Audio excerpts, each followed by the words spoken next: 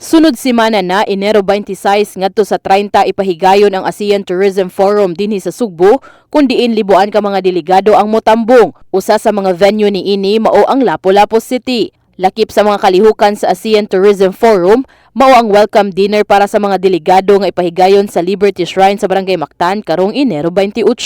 Matod sa spokesperson sa Lapu-Lapu City Police Office nga si Police Captain Edsel Petesio, nga wa hinuon sila'y nadawat nga mga pagpanghulga karong nagkaduol na ang maong international nga kalihukan.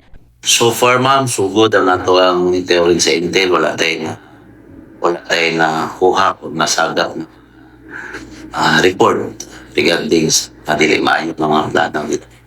In the heart of changing lives, kini si Brigada Crystal Joy Felerca alang sa 90.7 Brigada News FM Cebu, the Music and News Authority.